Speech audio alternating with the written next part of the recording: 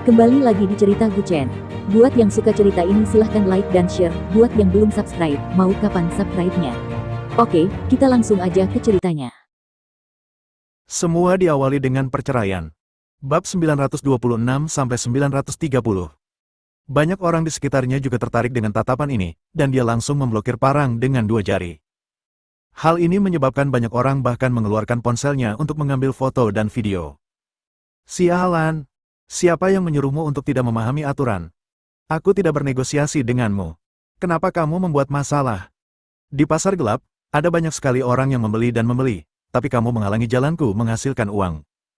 Beberapa orang asing, menurutku kamu tidak ingin hidup lagi, kan? Bodoh sekali, dasar jalan kecil. Tahukah kamu? Gu Chen mengerahkan sedikit tenaga dengan kedua jarinya, dan pisaunya pecah menjadi beberapa bagian dan jatuh ke tanah. Prak! Bang! Satu tendangan menjatuhkan pemilik toko itu ke tanah, mengambil pisau dan pisau terbang menuju ke arahnya. Bilahnya ditusukkan langsung di antara kaki pria itu. Apa? Apakah menurutmu orang luar mudah ditindas? Gu Chen melotot merendahkan, orang luar masih mampu mempersulitmu untuk bertahan hidup di kota Jinan, kamu mengerti. Momentum pemilik toko tiba-tiba memudar. Mereka tidak berani berkata apa-apa lagi. Mungkin penduduk setempat punya rasa percaya diri dan merasa mengenal orang-orang di sini, sehingga bisa mengetuk tamu yang datang untuk membeli barang dari luar kota. Kasusnya terlalu banyak dari jual beli paksa.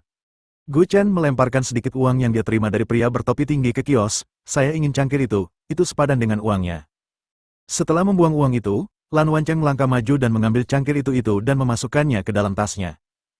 Setelah keluar dari kerumunan, banyak orang masih memusatkan perhatian mereka pada Gu Chen. Tampan! Bai Ruohan memegangi lengannya dan melompat sambil tersenyum. Ternyata kakakku sangat tampan saat dia sedang marah. Ini pertama kalinya aku melihatmu marah. Gu Chen menyentuh hidungnya. Dia berkata dengan putus asa, itu karena aku tidak tahan marah padamu. Semua orang di belakangnya berkata. Zhao Kai tidak bisa menahan untuk menutup mulutnya dan membuat gerakan muntah. Tuan muda, ayo kita ambil makanan anjing sebagai camilan tengah malam. Aku baru saja selesai makan dan aku benar-benar tidak bisa makan lagi. Senang rasanya membiasakannya, jadi biasanya aku pergi keluar dengan kakak Chen dan tidak makan banyak. Aku sudah cukup makan makanan anjing. Hei, tiba-tiba aku merindukan pacarku. Lan Wancheng juga mengangkat bahu dan berkata tanpa daya. Zhang Xiaotian dan Zhao Kai berkata serempak, pergi. Jika Anda ingin menghindari penipuan di pasar gelap, Anda harus lebih kuat. Gu Chen dan rombongannya datang ke tempat yang menjual jimat spiritual lagi. Apa ini? Bai Ruohan segera mendekati sebuah kios dan bertanya dengan rasa ingin tahu. Gadis kecil, apa yang kamu pegang disebut jimat hujan. Harganya 8.000. Selama kamu melemparkannya ke udara dan melafalkan mantranya, kepalamu akan turun hujan. Kata penjaga toko sambil tersenyum wajahnya. Dalam hal bermain kertas jimat, Lan Wancheng adalah seorang profesional. Sial, harganya 5 yuan, dan kamu ingin menjualnya seharga 8.000. Apakah kamu mencoba menipu orang awam? Dia mengambil beberapa jimat dan terkekeh. Kemudian keduanya bertukar kode Tao. Setelah beberapa patah kata, pemilik toko segera menghormati Lan Wancheng. Dia baru belajar sedikit tentang cara mencari nafkah. Jimat ini hanyalah alat yang digunakan laki-laki untuk menipu perempuan, dan tidak ada gunanya. Gadis kecil, aku akan memberimu 2 untuk dimainkan. Penjaga toko mengeluarkan 2 kertas jimat dari laci. Satu adalah jimat kembang api dan yang lainnya adalah jimat api, dan itu juga bermotif. Apa gunanya ini? Bai Ruohan mengambil sepotong jimat dengan ekspresi penasaran di wajahnya. Setelah dinyalakan, jimat itu berubah menjadi burung phoenix api dan terbang di atas kepala Bai Ruohan. Jimat itu berkicau di udara dan berubah menjadi gumpalan asap biru. Sejarah kertas jimat sama dengan sejarah bubuk mesiu, bisa digunakan untuk bersenang-senang, tapi juga bisa mematikan. Setelah membeli beberapa lembar kertas jimat hias dan lucu, mereka meninggalkan kios ini lagi. Yang disebut pasar gelap tidak memiliki apapun yang diinginkan Gu Chen. Melewati sebuah kios dengan tanaman obat, Gu Chen tidak bisa menahan diri untuk berhenti, rumput tanduk. Tentukan harga. 801 tael. Penjaga toko menundukkan kepalanya dan tampak agak kasar. Aku akan mengambil semuanya. Gu Chen juga berkata dengan nada tenang. Tapi penjaga toko melemparkan tanaman obat di depannya ke tempat sampah di sebelahnya. Hei, Pak, apa maksudmu dengan itu? Jika kamu tidak menjual 1.000 atau 2, mengapa kamu membuangnya? Zhao Kai bertanya dengan tatapan bingung. Kemudian penjaga toko mengeluarkan seikat rumput tanduk segar dari kotak, itu sudah kadaluarsa. Karena kita ahlinya, mari kita berbisnis lebih jujur. Jika Anda ingin 8.000 ini, saya akan memberikannya kepada Anda. 2 buah ginseng kecil. Transfer uangnya. Gu Chen memindainya di WeChat dan membayar 8.000 yuan. Mungkin belum ada yang mengetahui fungsi rumput tanduk rusa sebagai obat positif. Jika dipadukan dengan Apigonoderma lucidum untuk menghaluskan obat mujarab, efeknya akan lebih baik. Namun meski bahan obat ini tidak langka, namun sulit ditemukan. Perlu ditemukan di pegunungan dan ladang, dan umur simpannya tidak lama. Jika dimasukkan ke dalam air, bisa bertahan selama 5 hari. Setelah terkena udara selama 24 jam, khasiat obatnya akan mulai membusuk. Jadi Gu Chen berencana mengirim barang ini kembali ke Jiangsu dan memberikannya kepada Sang Guan Ying segera setelah dia keluar dari pasar gelap. Pasar gelapnya cukup besar, memiliki makanan dan akomodasi, seperti kota kuno kecil. Crystal Wen Gua, tidak perlu uang. Bai Ruohan berkata sambil memandangi kios itu dengan rasa ingin tahu. Gu Chen meraihnya dan berbisik, jika kamu ingin meramal, pergilah ke Wancheng. Oh, kamu tidak mengerti. Gadis menyukai horoskop, bukan ramalan, itu hanya untuk bersenang-senang. Nak, silahkan. Mereka semua mengatakan bahwa wanita centil ini memiliki kehidupan terbaik, dan sekarang tampaknya begitu. Gu Chen tidak punya pilihan selain ditarik ke toko olehnya. Dekorasinya misterius, ada satu pintu setelah masuk, dan ada pintu lainnya. Seorang tamu telah tiba, silakan masuk. Suara halus seorang wanita terdengar dari dalam rumah. Papan namanya bertuliskan, ruang ramalan Linger, tidak perlu membayar. Pintu terdalam otomatis terbuka ke kedua sisi, dan Gu Chen serta yang lainnya juga masuk. 301 hitungan. Anda bisa bertanya tentang masa depan, pernikahan, kesehatan, dan studi Anda. Peramalan kristal tarot dan ramalan barat sebenarnya sangat berbeda dengan ramalan Tao Timur. Taoisme menekankan siklus sebab dan akibat, sedangkan ramalan barat menekankan kelestarian segala sesuatu. Aku belum menghitung hal ini dengan akurat. Lan Wancheng memegang tangannya dan berkata sambil tersenyum bercanda. Kebanyakan orang yang masuk adalah perempuan. Bai Ruohan duduk di depan. Meskipun jarak mereka hanya 4 atau 5 meter, Gu Chen dan yang lainnya tidak dapat mendengar apa yang mereka katakan. Duduk di hadapan Bai Ruohan adalah seorang wanita berbalut kain kasa ungu. Dia tidak tahu apa yang mereka berdua katakan. Setelah beberapa menit, dia keluar sambil berbicara dan tertawa. Itu cukup akurat. Gu Chen bertanya dengan ekspresi curiga di wajahnya, apa yang kamu tanyakan? Saya tidak bisa mengatakannya, beberapa hal tidak akan berhasil jika saya mengatakannya. Dia hendak membayar tagihannya.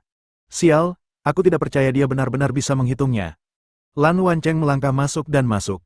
Persaingan antara rekan-rekan dan benturan akademisi timur dan barat pasti sangat menarik. Tapi yang tidak diduga adalah itu dalam 10 menit. Akhirnya, orang ini benar-benar keluar dengan malu, pergi ke meja depan tanpa mengucapkan sepatah kata pun, memindai kode QR dan membayar 300. Wanita ini memiliki sesuatu. Dia mengangguk sedikit dan berbisik. Sebagai seorang gadis, Bai Ruohan menyukai konstelasi seperti ini. Bola ajaibnya dapat dimengerti, dan algoritma kartu tarot dapat dipelajari oleh satu orang. Dengan beberapa ratus yuan, seseorang akan menghabiskan 2 hari untuk mengajari Anda, atau Anda bahkan dapat mengajar diri sendiri, tetapi penganut Tao Bagua dan Kimen Dunjia membutuhkan bakat. Kebanyakan orang tidak bisa mempelajarinya, jadi dari lubuk hatinya, Gu Chen membenci ramalan semacam ini.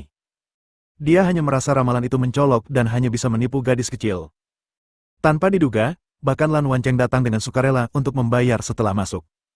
Apa yang kamu tanyakan? Gu Chen berkata dengan ekspresi terkejut di wajahnya. Dia menggelengkan kepalanya sedikit, bukan apa-apa, aku hanya bertanya singkat tentang pernikahanku. Jika kamu tidak bisa menghitungnya sendiri, kamu selalu bisa mencari orang lain untuk menghitungnya. Oke, ayo pergi, jangan buang waktu di sini.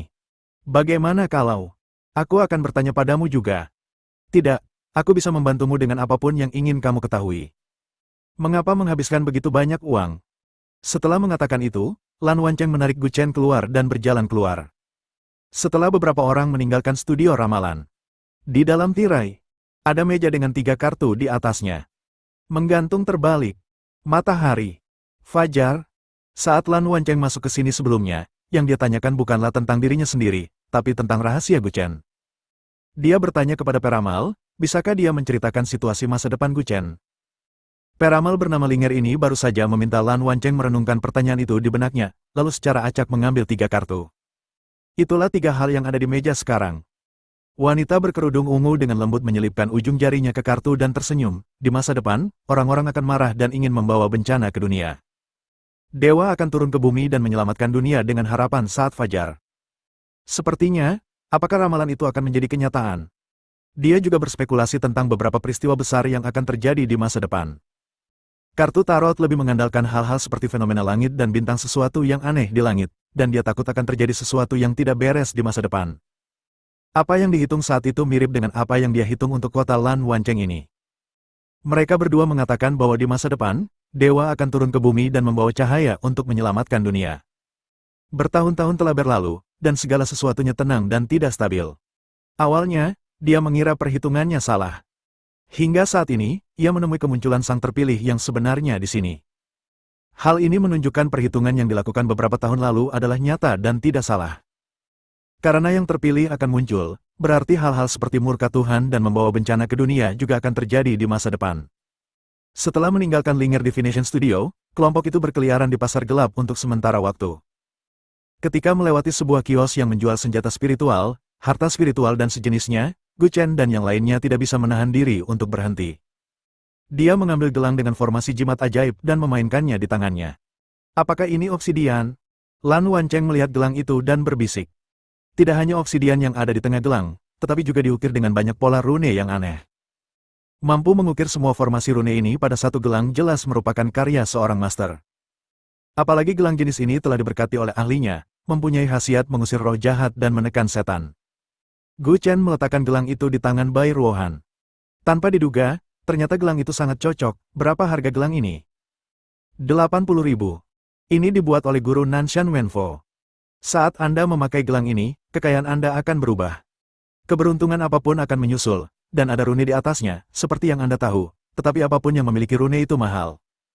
Ada puluhan ribu rune di atasnya, dan ini bisa dilakukan pada saat kritis. Kata pemilik toko sambil menatapnya. 800. Gu Chen langsung menawar balik, karena Anda tahu bahwa kami adalah orang-orang yang berpengetahuan, Anda tidak boleh membuat penawaran sembarangan. Itu terbuat dari obsidian, yang bisa membawa rejeki bagi orang-orang. Pemilik toko juga khawatir. Setiap orang mungkin tidak pandai dalam hal lain, tetapi kecuali Bai Ruohan, semua orang yang hadir pada dasarnya adalah ahli dalam artefak magis ini. Gu Chen melambaikan tangannya dan berkata sambil tersenyum tipis, kalau memang bisa membawa kekayaan, kenapa tidak dibawa saja? Mungkin kamu akan langsung kaya, kenapa repot-repot mendirikan toko di sini? Semua orang hanya mencoba untuk mendapatkan keberuntungan dan izinkan saya membelinya. Saya akan membiarkan Anda menjualnya. Jika Anda tidak mau, taruh saja di sini. Dengan mengatakan itu, Bai Ruohan mulai mengambil gelang itu. Tidak, 1.000. Jangan ditawar lagi. 1.000, tambahkan 200 untuk saudaramu, dan aku akan memberimu 3 jimat lagi, jimat bunga, jimat angin, dan jimat hujan untuk si kecil. Biarkan saja adikku memainkannya. Pemilik toko segera berhenti melepasnya dan berkata tanpa daya. Faktanya, senjata ajaib rune ini mungkin diperoleh mereka melalui penipuan. Beberapa di antaranya memang merupakan senjata ajaib dengan rune. Di tangan mereka yang tahu cara menggunakannya, itu adalah harta karun mereka, itu hanyalah tumpukan besi tua. Sama seperti pedang kaisar yang dibawa di punggung Gu Chen, pedang ini sangat kuat bagi mereka yang tahu cara menggunakannya, tetapi bagi mereka yang tidak tahu cara menggunakannya, itu tidak berguna seperti pisau dapur.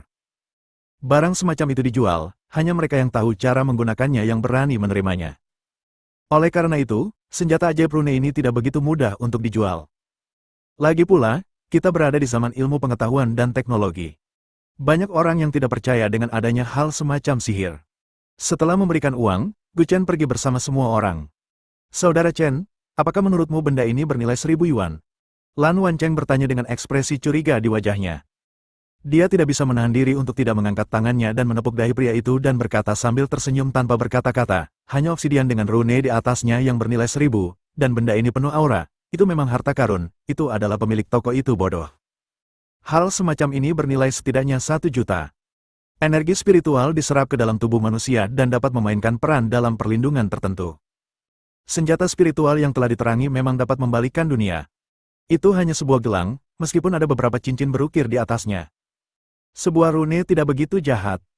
Lan Wanceng tidak bisa menahan diri untuk tidak merentangkan tangannya dan berkata sambil tersenyum bercanda, sebaiknya aku menyalakan senjata ajaib itu. Pada saat ini, embusan angin bertiup. Sebuah botol kaca kecil di lantai atas tiba-tiba terkelupas. Botol itu langsung mengenai kepala Bai Ruohan, tetapi botol kaca itu jelas-jelas diarahkan ke kepalanya. Botol itu benar-benar berputar di udara dan mengenai kepala Lan Wancheng. Prak! Botol kaca itu berjarak 10 cm dari kepalanya, dan meledak. Sebuah jarum perak menembus botol itu. Wow! Pecahan kaca juga pecah di tanah, dan semua orang melihat sesuatu yang tidak biasa. Botol itu jelas jatuh di atas kepala Bai Ruohan, tetapi gelang di tangannya berkedip, dan botol kaca itu benar-benar mengubah arah jatuhnya. Apakah kamu percaya sekarang? Kata Gu Chen bercanda. Lan Wancheng tanpa sadar menyentuh kepalanya dan diam-diam berseru bahwa tidak apa-apa, jika tidak, kepala ini akan mekar. Saya percaya, saya percaya. Pada dasarnya, pasar gelap ini seperti ini. Cukup besar dan ada banyak orang, tapi saya tidak melihat apa yang diinginkan Gu Chen. 5 rumput beracun, buah yin dan yang, bahan obat langka dan berharga ini, sepertinya memang sulit ditemukan. Saat semua orang hendak pergi dari sini, banyak orang di sekitar mereka berjalan ke arah yang sama. Ada apa? Apa yang terjadi? Lan Wancheng bertanya dengan ekspresi curiga di wajahnya. Seorang lelaki tua yang lewat tertawa dan berkata, saya mendengar bahwa batu zamrud kasar ditemukan di sana, bernilai jutaan. Saudara Chen. Gu Chen memutar matanya ke arahnya dan berkata dengan marah, saya tidak suka berjudi, Anda tahu itu. Dan jika menyangkut perjudian batu, jika terus berlanjut, kemungkinan kalah adalah 90%. Anda tidak mengerti, mengapa Anda membuat keributan. Kamu juga ingin membawakan sesuatu untuk Yang Ruiting. Sekarang sejumlah besar orang melonjak ke arah itu, yang membuat Gu Chen sedikit penasaran. Seberapa besar batu giok yang dipotong? Beberapa orang pun mengikuti kerumunan di sini, dan akhirnya masuk ke dalam kerumunan. Saya melihat seorang pria parubaya berdiri di atas panggung, dengan sebuah batu besar di sampingnya. Jendela atap telah dibuka, dan sebagian penutupnya telah dilepas. Di bawah cahaya, sangat baik untuk menanam air. Tanpa dipotong, batu tersebut mungkin hanya bernilai puluhan ribu yuan, namun setelah para profesional membuka jendela atap dan mengekspos zamrud tersebut, harganya diperkirakan meningkat puluhan kali lipat. Lampu atapnya cukup terbuka. Gu Chen memegang tangannya dan tersenyum ringan. Hampir tidak ada kerusakan sama sekali pada batu giok tersebut, seolah-olah dipotong dekat sisi ini, hanya mengiris permukaan atas batu giok tersebut. Tidak ada yang tahu berapa banyak batu giok yang ada di bawah batu ini, dan seberapa bagus airnya. Jika tidak diperhatikan, maka akan ditebang. Kaisar Hijau. Yang di atas saja bernilai 600.000. Siapa yang akan membelinya? Pria parubaya itu menepuk batu itu dan tertawa. Banyak orang di sekitar juga mulai menaikkan harga. 800.000. Aku mau. Ini adalah batu giok yang lebih besar. 1.200.000. Melihat orang-orang ini menawar lebih dari 1 juta, Gu Chen tahu bahwa banyak dari mereka pasti penipu. Sedikit batu giok hijau kekaisaran di atasnya mungkin memiliki beberapa trik, terlalu halus, dan sepertinya tidak dipotong langsung dengan mesin pemotong. Jika benar-benar dipotong dengan mesin pemotong, maka orang tersebut mungkin memiliki kewaskitan dan secara khusus memotong sisi ini. Sama sekali tidak melukai batu giok di dalamnya. Saudara Chen, izinkan saya meminjam uang. Lan Wancheng menarik lengannya dan berbisik, batu gioknya sangat bagus, jika dijadikan kalung, itu akan sangat indah. Saya tidak memberikannya sesuatu kepadanya ketika aku menyatakan cintaku. Apa, jadi aku ingin membuatkan kalung untuknya. Kamu ingin menjadikan itu potongan daun bawang. Tidakkah kamu menyadari ada yang salah? Gu Chen perlahan mengeluarkan sebatang rokok dari tasnya, menarik napas dalam-dalam, dan berkata sambil tersenyum. Dengan begitu banyak orang yang hadir, saya khawatir sepertiga atau bahkan setengah dari mereka adalah penipu. Dengan banyaknya orang yang membuat keributan, tidak dapat dipungkiri bahwa beberapa bos besar akan bersemangat untuk membelinya. Ini seperti gunung es, hanya sebagian saja yang terekspos, dan tidak orang tahu berapa banyak yang ada di bawahnya. Penuh dengan batu giok hijau kekaisaran, yang bernilai puluhan juta. Seorang pria berjaket kulit langsung masuk ke dalam kerumunan dan meraung. Pria di atas panggung melirik ke arah kerumunan dan diam-diam mengedipkan mata ke satu arah. Harga 2 juta bukan rendah. Jika Anda menambahkan lebih banyak, itu mungkin membuat orang takut. Bagaimanapun, Anda harus puas. Jika Anda terus menaikkan harga, orang-orang di bawah mungkin akan melihat kekurangannya. 2 juta sekali, adakah yang menawarkan harga tinggi? Pria parubaya itu berdiri di atas panggung dan berteriak kepada orang-orang di bawah. Semua orang di bawah saling memandang, dan tidak ada yang berani mengatakan apapun. Pada akhirnya, pria itu membeli batu besar itu seharga 2 juta. Mungkin mereka semua mengira pasti ada sepotong besar warna hijau zamrud di bawah jendela atap yang terbuka. Tapi bukan itu masalahnya. Setelah pria itu memberikan uang, dia pergi ke samping dan meminta seseorang untuk memotong batu itu di depan semua orang. Kebisingan, batunya dibelah.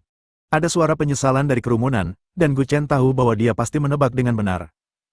Potongan hijau kekaisaran pasti sudah disiapkan sebelumnya, atau seseorang telah melakukan triknya sebelumnya bahwa tidak ada air yang sangat bagus di batu ini. Hanya ada sedikit warna hijau kekaisaran di atasnya, dan sedikit itu bernilai 100.000, itu cukup bagus-bagus. Sebagian besar bagian lainnya adalah potongan-potongan dengan retakan di tengahnya. Bahan seperti ini pada dasarnya adalah lempengan batu yang tidak banyak berguna. Runtuh. Seorang pejalan kaki menggelengkan kepalanya sedikit dan menghela nafas. Lan Wancheng menginjak kakinya dan melihat ke depannya. Dia melihat pria itu telah memotong bagian bawahnya di tengah. Tidak ada warna hijau sama sekali. Dia terpukul dengan 2 juta yuan. Airnya mengambang. Kerugiannya agak besar kali ini. Pada akhirnya, yang tersisa dari 2 juta itu hanyalah warna hijau kekaisaran kecil di atasnya. Lan Wancheng merentangkan tangannya dan berkata sambil tersenyum masam. Gu Chen berdiri di dekatnya dan melemparkan puntung rokok ke tanah, seolah-olah dia sudah lama melihatnya. Apa itu perjudian di atas batu? Apapun yang berhubungan dengan perjudian, semuanya bisa dikontrol secara manual. Apakah menurut Anda ada kemungkinan menjadi kaya dengan pisau? Kalaupun ada, sangat jarang, mungkin hanya 1 dari 1 miliar. Oke, berhenti menonton keseruannya, ayo pergi. Tepat ketika beberapa orang hendak pergi, pekerja yang memotong batu kasar itu menendang batu bundar. Gu Chen melihat ke arah potongan batu dan tiba-tiba berhenti. Aduh, saudara Chen, mengapa kamu tiba-tiba berhenti? Lan Wancheng juga tidak menyangka apa yang dimaksud Gu Chen dengan berhenti tiba-tiba, dan langsung memukulnya. Gu Chen terus menatap kerikil di kaki pekerja itu. Batu itu, apakah kamu merasakan energi spiritual? Gu Chen melihat batu itu dan berbisik. Lan Wancheng juga melihat batu itu dengan hati-hati, bukankah itu hanya bulat kecil? Saya tidak merasakan sesuatu yang istimewa. Kamu tidak terlalu cerdas? Dia berjalan menuju tumpukan sampah, dan Gu Chen mengambil kerikil bundar yang telah ditendang oleh pekerja itu. Dia memegangnya di tangannya dan melihatnya dengan cahaya ponsel. Batu ini nampaknya kokoh dan tidak akan pecah bagaimanapun Anda menjatuhkannya, dan Anda bahkan tidak dapat menembusnya dengan lampu ponsel. Oleh karena itu, banyak orang yang mengira bahwa benda ini mungkin hanya berupa kerikil, tidak seperti batu kasar. Meskipun batu kasar tersebut jelek, Anda dapat melihat air di dalamnya jika disinai dengan lampu. Tapi Gu Chen melihat batu ini dengan lampu ponselnya untuk waktu yang lama, tapi dia tidak bisa melihat cahaya hijau di dalamnya. Bos, bagaimana saya bisa membeli batu ini? Gu Chen meletakkan kerikil di telapak tangannya dan bertanya dengan lembut. Pria parubaya di sebelahnya tidak bisa menahan diri untuk tidak meliriknya dan berkata dengan marah, semuanya hanyalah sisa-sisa di sana, tidak ada gunanya. Dan milikmu bukanlah batu kasar, itu hanya kerikil biasa. Jika kamu menginginkannya, saya akan menjualnya kepada Anda seharga 500 yuan. Ketika orang-orang di sekitar mendengar bos mengatakan 500 yuan, mereka tidak bisa menahan diri untuk tidak mengeluarkan suara sarkastik. Puff, 500 yuan? Barang ini sebenarnya berharga 500 yuan. Menipu kepada anak-anak untuk diajak bermain, kan?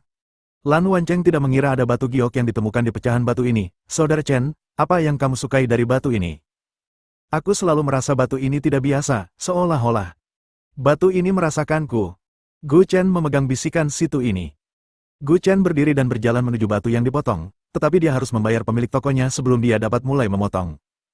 Dalam keputusasaan, Gu Chen hanya bisa membayar 500 yuan terlebih dahulu. Saat dia berjalan menuju mesin pemotong batu, bahkan pekerjanya pun terlalu malas untuk membantu. Saat dia sedang memotong batu besar sebelumnya, pekerja tersebut cukup bersemangat mungkin juga batu giok hijau kekaisaran yang tersembunyi di bawah batu. Tapi dia tidak menyangka keranjang bambu itu kosong.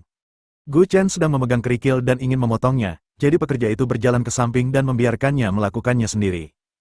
Gu Chen pernah menggunakan mesin ini sebelumnya, dan itu tidak sulit. Arahkan ujung pisau ke tengah batu. Setelah kedua sisinya terpasang, Anda siap memotong. Semua orang merasa benda ini tidak dapat menghasilkan apapun, dan banyak orang bahkan tidak ingin menonton kesenangan itu. Gemuruh. Saat mesin menyala, terdengar bunyi klik dari batu. Seberkas cahaya datang dari batu itu. Sialan! Batu akik es. Seseorang di sebelahnya berseru. Ternyata batu akik asli ada di dalam batu ini. Pantas saja cahaya tidak bisa menembusnya. Itu batu akik es, dan bentuknya bulat sekali, harganya jutaan. Orang awam mengira itu batu akik, tapi Lan Wancheng langsung melihat betapa berbedanya batu ini. Mutiara roh air. Dia juga berseru dengan suara rendah. Pantas saja Gu Chen mengatakan bahwa dia selalu merasa seperti terhubung dengan batu. Itu karena mutiara roh api ada padanya. Air dan api adalah musuh bebuyutannya, jadi mereka akan bereaksi secara alami ketika saling berdekatan. Gu Chen memegang mutiara roh air di telapak tangannya, dan perasaan dingin dan lembab menembus dari telapak tangannya hingga ke tulangnya. Meskipun dia tidak tahu apa fungsi dari mutiara roh ini, karena ini adalah peninggalan kuno, itu pasti sebuah harta karun. 500 yuan, tidak rugi. Gu Chen mengeluarkan mutiara roh air dari batu dan tertawa keras. Akhirnya, dia menoleh dan menatap bosnya dan mengedipkan mata. Bos, terima kasih. Ah, tunggu. Saat Gu Chen hendak pergi, pemilik toko tiba-tiba memanggilnya. Saya akan membeli barang itu seharga 30.000 yuan. Jual kepada saya. Kata pemilik toko dengan suara yang dalam dengan sedikit cemberut. Gu Chen tidak bisa menahan senyum ketika dia mendengar suara 30.000 yuan. Bos, apakah Anda bercanda? Apakah karena saya tidak mengerti barangnya, atau tidak? Anak muda, kamu masih harus belajar untuk merasa puas. Kamu membelinya seharga 500 yuan, dan saya membelinya seharga 30.000 yuan. Apalagi yang kamu inginkan? Tidak dijual. Gu Chen hanya memasukkan batu itu ke dalam sakunya dan bersiap untuk pergi bersama Lan Wancheng dan yang lainnya. 1 juta. Tiba-tiba, sebuah suara terdengar dari belakang. Saya melihat seorang pria berkemeja hitam berjalan keluar dari samping, dengan 2 batu besar di tangannya dan sedang menggosoknya. Anak muda, aku akan memberi 1 juta untuk mutiaramu. Gu Chen juga menoleh sedikit dan memandangnya dari atas ke bawah. Sudah kubilang, mutiara ini tidak untuk dijual. Maaf, 1,5 juta. Tidak untuk dijual. Ketika mereka mendengar ini, semua orang di sekitar mereka menahan napas. Bahkan pemilik toko batu kasar ini pun tercengang. Rumput. Sepotong batu bekas ditawar seharga 1,5 juta dalam sekejap mata. Nak, biar ku beritahu, ini tempat saudara Kuan. Jangan terlalu bodoh, atau kamu tidak akan mendapat sepeser pun. Pria parubaya di sebelahnya memperingatkan. Tapi Gu Chen dan yang lainnya tidak takut. Zhao Kai dan Zhang Xiaotian sudah menyingsingkan lengan baju mereka dan siap mengambil tindakan. Saudara Kuan, kan? Sudah kubilang, aku tidak akan menjual barang ini. Jika kamu benar-benar menginginkannya, kamu mungkin bisa menemukan harta karun di tumpukan barang bekas. Sedangkan milikku, aku masih ingin menyimpannya sendiri. Gu Chen merentangkan tangannya dan terkekeh. Tapi saat dia hendak pergi, ratusan orang segera berkumpul di sekelilingnya. Sekelompok orang yang menonton kesenangan sebelumnya berubah menjadi preman dalam hitungan menit. Gu Chen berbalik dan memandang pria itu dan berkata dengan dingin, apakah Anda berencana memanfaatkan pasar gelap? Beri saya mutiara itu dan ambil uangnya. Saya jamin Anda dapat meninggalkan pasar gelap dengan aman. Atau kamu tidak akan bisa melarikan diri dari pasar gelap. Kamu bahkan tidak bisa meninggalkan kiosku, apakah kamu percaya? Saudara Kuan juga menghirup rokok dalam-dalam dan mencibir. Keduanya saling memandang. Sepertinya mereka akan memasuki situasi tegang. Dia sudah lama tahu bahwa harta yang ingin Anda beli di sini tidak akan diambil begitu saja. Kecuali Anda tidak memberitahu orang-orang ini, dia pasti akan mengambilnya kembali untuk Anda. Jangan dengarkan apa yang dia katakan tentang memberi 2 juta. Ketika mutiara diberikan, dia mungkin hanya akan memberi Anda beberapa ribu atau puluhan ribu untuk dibelanjakan. Anda bahkan tidak bisa mengambil mutiaranya, jadi Anda berharap uangnya diambil. Kelompok orang ini terbiasa menjadi gangster, jadi mereka tidak akan memberitahu Anda aturan apapun. Aku akan memakanmu. Bisakah? Aku bisa memakan siapapun yang kuinginkan di wilayahku. Jika kamu tidak patuh, krematorium di sebelahmu akan menjadi tujuan akhirmu. Jelas sekali, jika Gu Chen tidak menyerahkan barang itu, orang-orang ini tidak akan membiarkannya pergi dengan mudah. Momentum kedua belah pihak sedang berperang satu sama lain, dan ada kemungkinan ledakan sewaktu-waktu. Melihat ketenangan orang-orang yang menyaksikan kegembiraan tersebut, Gu Chen seharusnya tahu bahwa hal seperti ini mungkin sering terjadi di pasar gelap ini, jadi semua orang tidak terkejut. Aku tidak tahu apakah itu tujuanku, tapi jika kamu tidak menyingkir, itu pasti akan menjadi kuburanmu. Kata Gu Chen dengan tatapan terfokus. Zhao Kai dan Zhang Xiaotian melepas mantel mereka, menyingsingkan lengan baju dan bersiap untuk bertarung dengan mereka. Alasan utamanya adalah pasar gelap ini adalah tempat yang kecil. Hanya pasar yang terdiri dari beberapa gang. Sebenarnya tidak banyak ruang. Jadi jika terjadi perkelahian, hanya kelompok orang inilah yang akan menderita, karena orang-orangnya tidak bisa masuk sama sekali dan tidak bisa menjalankan fungsinya, tapi Gu Chen dan yang lainnya bisa dengan mudah maju ke depan. Manusia dalam satu langkah. Berhenti. Tiba-tiba, suara rendah seorang wanita terdengar dari luar kerumunan. Suara ini familiar sekaligus sedikit aneh. Kerumunan segera menyingkir, dan seorang wanita berkerudung ungu masuk dari luar. Itu dia. Bai Ruohan juga berkata sedikit terkejut.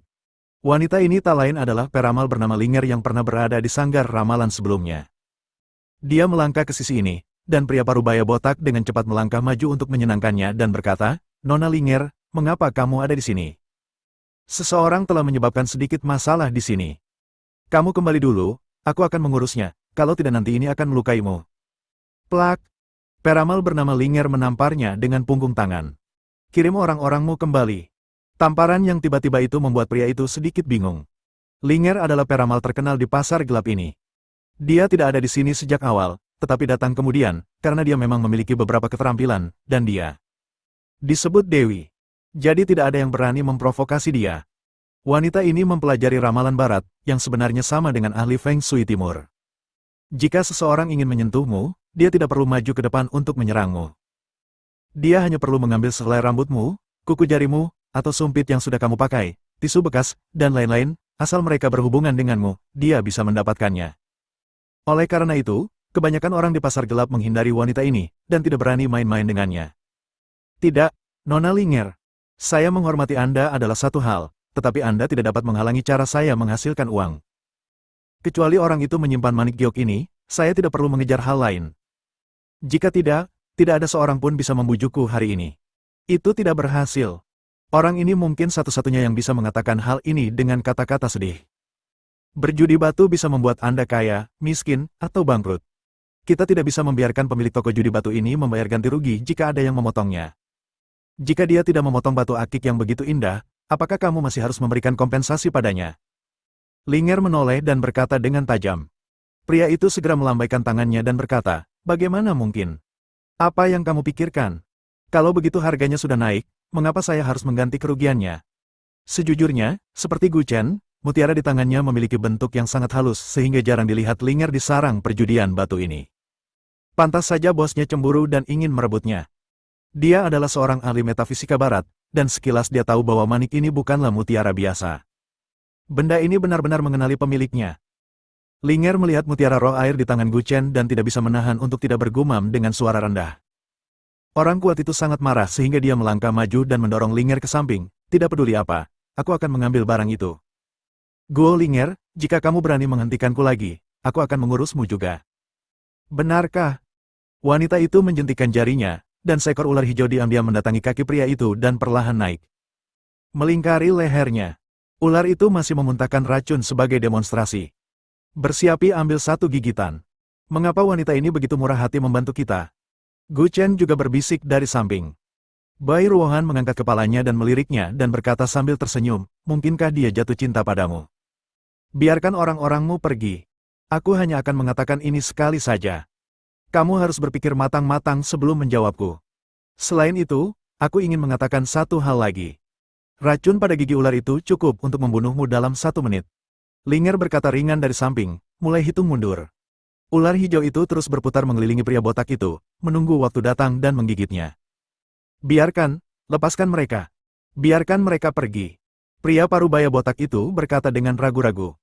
Semua adik laki-lakinya juga pindah ke kedua sisi, meninggalkan jalan di tengah. Linger perlahan berjalan ke arah Gu Chen. Dia tersenyum ringan dan berkata, "Oke, ayo pergi. Terima kasih banyak." Dia meletakkan tangannya di tangannya, dia mengepalkan tinjunya dan berkata dengan tatapan serius. Wanita itu mengeluarkan kalung dari sakunya dengan liontin tergantung di atasnya. Dia menyerahkan benda itu kepada Bai Ruohan. "Ada jimat perdamaian di dalam, aku berikan padamu. Itu akan efektif pada saat kritis. Ini tidak baik menerima barang orang." Bai Ruohan berbalik dan melirik Gu Chen, seolah menunggu untuk mendengar pendapatnya. Akhirnya, melihat Gu Chen mengangguk, dia menerima barang itu. Siapapun yang memiliki pandangan tajam pasti dapat melihat bahwa peramal bernama Linger ini memiliki kemampuan dan praktik tertentu. Selama apa yang dia berikan kepada Anda tidak dimaksudkan untuk merugikan Anda, pada dasarnya hal itu sangat berguna. Jika tidak ada keluhan atau permusuhan, itu tidak akan merugikan Bai Ruohan. Jika ada yang salah di sini, Lan Wancheng seharusnya bisa melihatnya. "Ayo pergi. Sudah waktunya kita meninggalkan pasar gelap ini." Gu Chen melambaikan tangannya kepada semua orang dan berkata dengan lembut. Linger tidak banyak menahan diri, dan hanya melihat mereka pergi menuju pasar gelap. Setelah meninggalkan pasar gelap, tidak ada masalah dan tidak ada yang menyusul. Setelah sampai di halte bus di pinggir jalan, Guchen mengeluarkan mutiara roh air dari sakunya dan melihatnya dengan hati-hati. Sebut saja biasa, pasti berbeda dengan batu akik biasa. Sekilas, ini adalah produk dari era yang sama dengan mutiara roh api sebelumnya. Tapi bisa dibilang ini luar biasa. Bagaimanapun, Guchen masih belum menyadari pentingnya hal ini. Dikabarkan bahwa ketika Nuwa menambal langit, 5 batu roh yang dia gunakan jatuh ke sungai dan danau dan sekarang berubah menjadi 5 mutiara roh. Benar kan? Lan Wanceng tiba-tiba berkata dari samping. Bersambung.